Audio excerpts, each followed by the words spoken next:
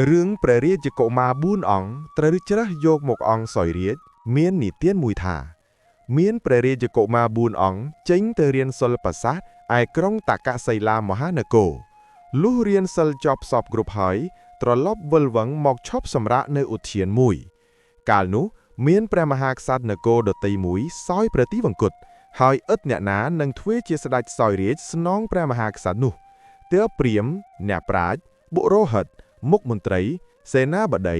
កវីបណ្ឌិតព្រឹទ្ធាមាត្យទឹមបូសរតអធិដ្ឋានផ្សងរកអ្នកមានបុណ្យដើម្បីទទួលយកមកឲ្យសោយរាជសម្បត្តិគ្រប់គ្រងព្រះនគរនោះ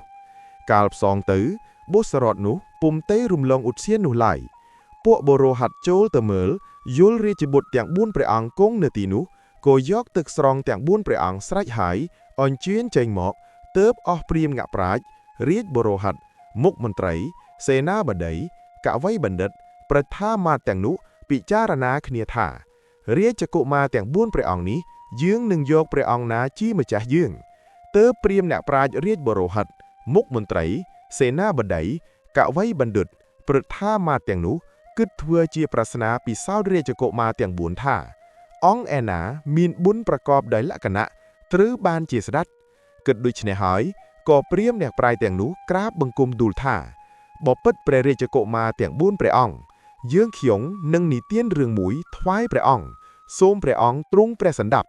ហើយព្រាហ្មណ៍និទានថាមាននគរមួយមានរាជធីតា4ព្រះអង្គនាងមួយមានរូបឆោមល្អប្រពៃនាងមួយចេះវត្តប្រតិបត្តិហើយចេះប្រដាប់ភោជនាហារដ៏មានរូបឆ្ងាញ់ពិសានាងមួយចេះផ្គត់ផ្គង់សារពាទ្រព្យផងរក្សាទុកមិនឲ្យខ្ចាត់ខ្ចាយនោះ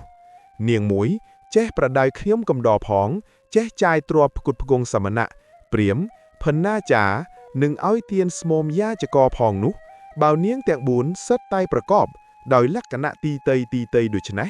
តើព្រះអង្គទាំង4សពព្រះរាជហឫទ័យនឹងយកនាងណាជាព្រះរាជទេពីនៃព្រះអង្គនីមួយព្រះរាជកុមារមួយថានាងដែលមានរូបល្អនោះគួរជារាជទេពីព្រះរាជកុមារមួយថានាងដែលមានវឹកប្រតិបត្តិចេះប្រដាប់ភោជនាហារដ៏មានរសឆ្ងាញ់ពិសានោះគួរជារាជទេពីរាជកុមារមួយថានាងដែលចេះផ្គត់ផ្គង់សារពាទ្រព្យរក្សាទុកមិនឲ្យខ្ចាត់ខ្ចាយនោះគួរជារាជទេពីព្រះរាជកុមារមួយថានាងដែលចេះប្រដៅខ្ញុំកំដរផងចេះចំណាយទ្រព្យផ្គត់ផ្គង់សមណៈព្រាហ្មណ៍ផន្នាចារ្យនិងឲ្យទានស្មោមយាចកផងនោះគួរបានជារាជទេពីអីឯងទើបអស់ព្រាហ្មណ៍អ្នកប្រាជ្ញរាជបរោហិតមុខមន្ត្រីសេនាបតីកវីបណ្ឌិតព្រឹទ្ធាមាត្យទាំងនោះទទួលយកព្រះរាជកុមារអង្គក្រោយដែលសពព្រះរាជហឫទ័យចំពោះនាងដែលចេះបង្គាប់បញ្ជាប្រដៅខ្ញុំកំដរផងចេះរក្សាទ្រព្យផ្គត់ផ្គង់សមណៈព្រាហ្មណ៍ផន្នាចារ្យនិងឲ្យទានស្មោមយាចកផងនោះឯងអភិសេកឡើងជាស្ដេចសម្រេចដោយនៅប្រការអំបាលនេះហោងរឿងព្រះរាជបុត្រ3អង្គរៀនសិល្បៈ3យ៉ាងមាននិទានមួយថាមាននគរមួយព្រះមហាក្សត្រជាអម្ចាស់នគរនោះមានព្រះរាជបុត្រសុទ្ធតែប្រុសទាំង3ព្រះអង្គកាលចម្រើនធំឡើងសុទ្ធតែចេញទៅស្វែងរករៀនសិល្បៈសាស្ត្រទាំងអស់គឺប្អូនបង្អស់រៀនសិល្បៈធ្នូបងបន្ទាប់រៀនហោរាសាស្ត្របងបង្អស់រៀនយកចិត្តរេពុលសកលយោធាព្រះរាជបុត្រទាំង3អង្គនេះសុទ្ធតែបានរៀនចេះសតគ្រប់ប្រការទីតីហើយវិលមកនគរព្រះវរបិតាវិញព្រះវរបិតាទ្រង់ព្រះចន្ទៈថាបើដូច្នេះអញនឹងឲ្យកូនណាសោយរាជស្នងអញទ្រង់ព្រះចន្ទៈពិចារណាពុំស្រេចក្នុងព្រះរាជហឫទ័យឡើយទើបឲ្យព្រាហ្មណ៍អ្នកប្រាជ្ញរាជបរោហិតនិងមុខមន្ត្រីសេនាបតីកវីបណ្ឌិតព្រឹទ្ធាចារ្យទៅដណ្ដឹងសួរមហាឫសីថារាជបុត្រទាំង3អង្គនេះគួរឲ្យអង្គណាសោយរាជស្នងឪពុកទើបព្រាហ្មណ៍ញាក់ប្រាជ្ញបរោហិតនិងមុខមន្ត្រីសេនាបតីកវីបណ្ឌិតព្រឹទ្ធាចារ្យអាមាត្យទៅដល់មហាឫសីពិតពុទ្ធដីកាដោយនៅដំណើរថាបពិតមហាឫសីអើយព្រះមហាក្សត្រជាអម្ចាស់យើងខ្ញុំមានព្រះរាជបុត្រ3ព្រះអង្គសុទ្ធតែចេះសិល្បៈសាស្ត្រគឺមួយចេះសិល្បៈធ្នូមួយចេះហោរាសាស្ត្រមួយចេះយកចិត្តរេពុលសកលយោធាបណ្ដាអង្គទាំង3នេះតើអង្គណាគួរគ្រងរាជសម្បត្តិបាន មហាឫសីឆ្លើយថា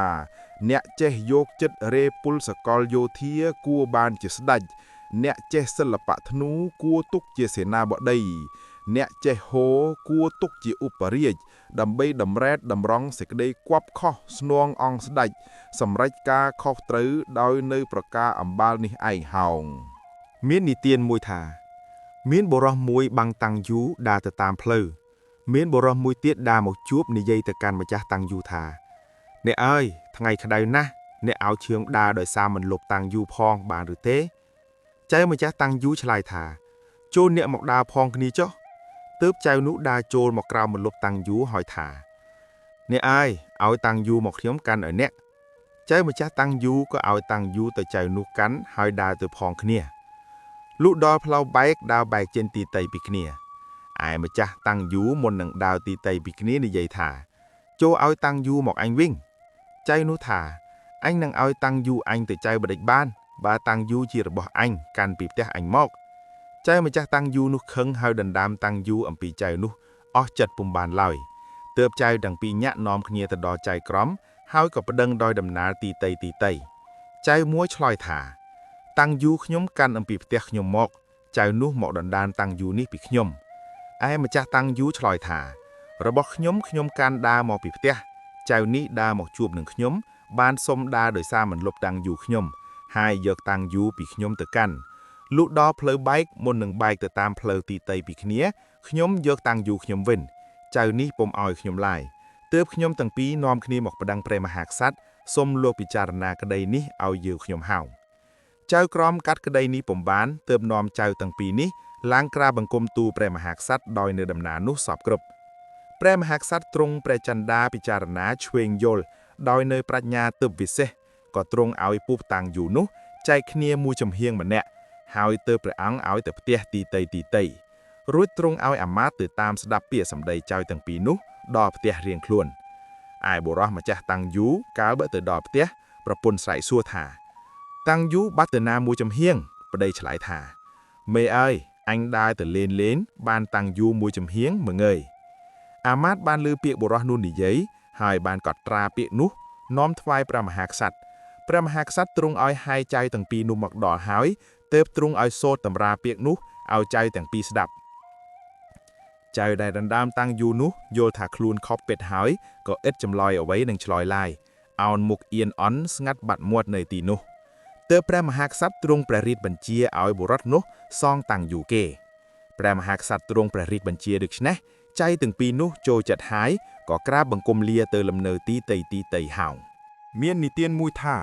មានបុរសម្នាក់ចុះទូកទៅជួញដល់នគរដតីទៅចងទូកចតដេកឈប់សម្រាកកម្លាំងនៅប្រពមាត់ច្រាំងមួយអន្លើ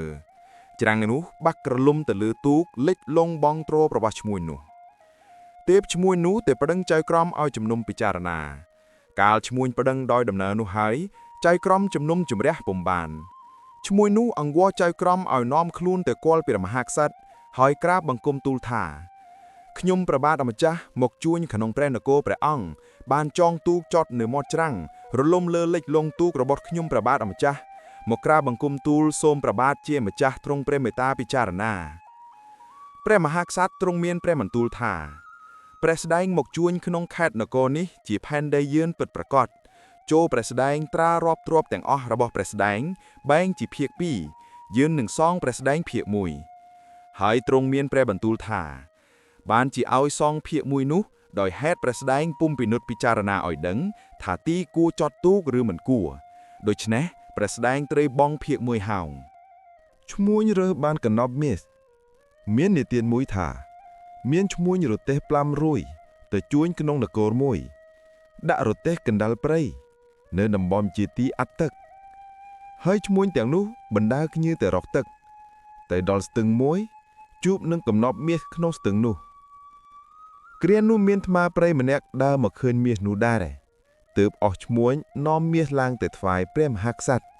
ក្រាបបង្គំទូលដោយដំណើរថាកាលទៅរកទឹកបានឃើញមាសនេះព្រះមហាក្សត្រទ្រង់ជ្រាបទ្រង់មានព្រះបន្ទូលថាខេត្តដែនដីនេះជារបស់យើងពិតហើយតែយើងពុំដឹងថាមានមាសនៅទីនោះហេតុតែព្រះស្ដែងឈ្មួញទាំងនេះឃើញទើបបានមាសនេះមក